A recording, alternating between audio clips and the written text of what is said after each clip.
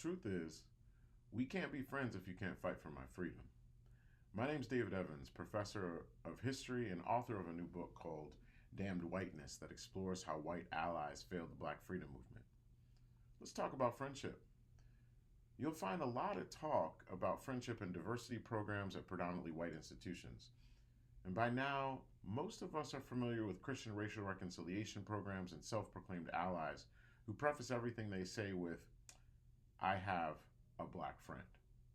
And a lot of this talk about friendship takes its cues from Martin Luther King Jr.'s I Have a Dream speech, especially the part when he said, I have a dream that one day on the red hills of Georgia, former slaves and the sons of former slave owners will be able to sit down together at the table of brotherhood.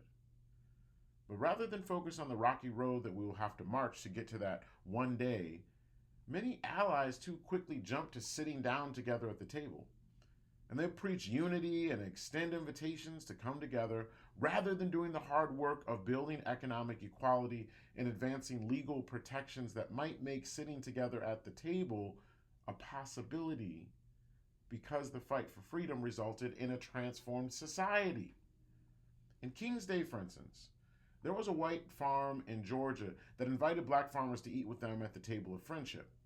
But those black farmers knew that publicly sitting together when racial segregation was mandated by law made them vulnerable to violent white supremacist retribution. So while they recognized the goodwill gesture of Christian fellowship from the founder of the farm, Clarence Jordan, they refused the invitation because they could not perform friendship and put their families in danger of white terrorism. Instead, they ate their meals separately to maintain their livelihood and their very lives. That didn't mean that they refused to fight segregation. Off the farm, these black farmers supported legal networks and black churches who fought unjust laws. Black freedom fighters were willing to put themselves in harm's way to challenge racism. But don't get it twisted. They didn't do so because they wanted white friends.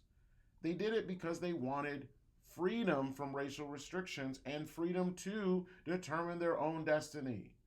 A destiny in which they could choose what work they did, where they would live, and who they would befriend. They knew that friendship without freedom was no friendship at all. So let's get free, y'all. And remember, no one's free till we all free.